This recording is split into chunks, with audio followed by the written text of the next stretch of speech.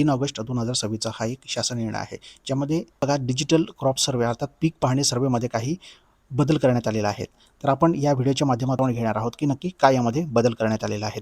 ही नोंदवण्याच्या पद्धतीमध्ये आता थोडा बदल करण्यात आलेला आहे. हा बदल कसा असणार आहे तर बघा, ही पीक पाहणी सर्व्हे जी आहे ही सर्व कोण करणार आहे तर सहाय्यक जे आहेत ते नेमले जाणार आहेत आणि त्याद्वारे ही केली जाणार आहे. त्यामुळं आता शेतकऱ्यांना स्वतः पीक पाहणी नोंद करण्याची आवश्यकता नाही. तर यामध्ये कशा पद्धतीची कार्यपद्धती असणार आहे तर बघा हंगामाच्या पहिल्या दिवसापासून पीक पाहणी सहाय्यकांमार्फत पीक नोंदवण्यास सुरू केली जाईल. म्हणजे सहाय्यकांमार्फत ही काय आहे ते पीक पाहणी केली जाणार आहे. पीक पाहणी करताना सहाय्यकांची नोंदणी आधार क्रमांकाशी संलग्न झालेल्या मोबाईल क्रमांकावर प्राप्त होऊन OTP प्रमाणीकरणाद्वारे करण्यात येईल. तसेच संबंधित मोबाईल उपकरणांचे IMEI बाइंडिंग करण्यात येणार आहे. प्रत्येक गावात शेतकऱ्यांना अनेक शेतजमिनी असतात व जमिनीमध्ये शेतकरी विविध पिकांची लागवड करत असतो. शेतकऱ्याने त्याच्या एका शेतात लावलेली विविध पिके नोंदणी करतील त्या जमिनीस ओनर्स प्लॅन्ट म्हणण्यात येईल. म्हणजेच शेतकऱ्याने एका ठिकाणी असलेली जमिनीचे क्षेत्र म्हणजेच त्या शेतकऱ्याची एक शेतजमीन याला ओनर्स प्लॅन्ट म्हणण्यात येणार आहे. आम्ही पिकांची माहिती संच निर्माण करताना करावयाच्या पीक पाहणी ही ओनर्स प्लॅनप्रमाणे करायची आहे. 100% पीक पाहणी ही सहाय्यकांमार्फत करून घेणे ही ग्राम महसूल अधिकारी यांची जबाबदारी असणार आहे. मार्फत केली जाणार आहे ती सहाय्यकांमार्फत केली जाणार आहे आणि ही संपूर्ण जबाबदारी ग्राम महसूल अधिकारी अर्थात तलाठी यांची असणार आहे. 100% ओनर्स प्लॅनची पीक पाहणी ही गटाच्या बांधापासून 20 मीटरच्या आतमध्ये जाऊन करावी. म्हणजे ही पीक पाहणी कशी केली जाणार आहे तर ही गटाच्या बांधापासून 20 मीटरच्या आतमध्ये जाऊन ही करावी लागणार आहे. आता सहाय्यक नेमणूक करण्याकरता तहसीलदार यांनी कशा पद्धतीची कार्यपद्धती अवलंबायची आहे याबाबत सूचना देण्यात आलेल्या आहेत. तहसीलदार प्रत्येक 100 ते 1500 ओनर्स प्लॉटसाठी खालीलप्रमाणे नमूद केलेला जसे की कोतवाल ग्राम रोजगार सेवक, आशा सेविका, महाराष्ट्र राज्य ग्रामीण उपजीविका अभियान कर्मचारी, CSC चालक व ग्रामस्तरीय मानधन तत्वावर कार्यरत इतर विभागांचे कर्मचारी, मानधन तत्वावर काम करणारे कर्मचारी उपलब्ध नसल्यास भारत पोर्टलवर नोंदणीकृत नेहरू युवा स्वयंसेवक इत्यादींपैकी एकाची नेमणूक ही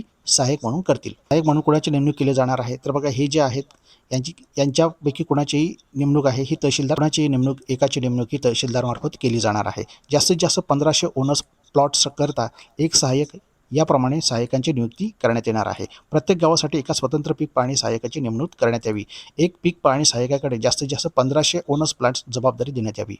म्हणजे एका सहाय्यकाकडे जास्तीत जास्त किती तर 1500 ओनर्स प्लॉटची जबाबदारी देण्यात येणार आहे. ज्या गावामध्ये 1500पेक्षा कमी ओनर्स प्लॉट उपलब्ध असतील अशा गावांसाठी देखील स्वतंत्र पीक पाहणी सहाय्यकाची नेमणूक करण्यात येणार आहे.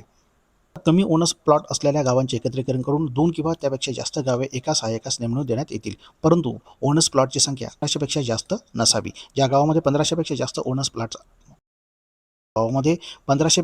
ओनर्स प्लॉट आहेत त्या गावामध्ये 1 पेक्षा अधिक सहाय्यकांची नेमणूक करता येणार आहे. कोणत्याही परिस्थितीमध्ये एका सहाय्यकाकडे 1500 ओनर्स प्लॉटपेक्षा जास्त ओनर्स प्लॉटची कामकाज देता येणार नाही. पीक पाहणी सहाय्यकाची नेमणूक ही केंद्र शासनाच्या वेब पोर्टलवरून हे त्यांच्या लॉग इनमधून करतील.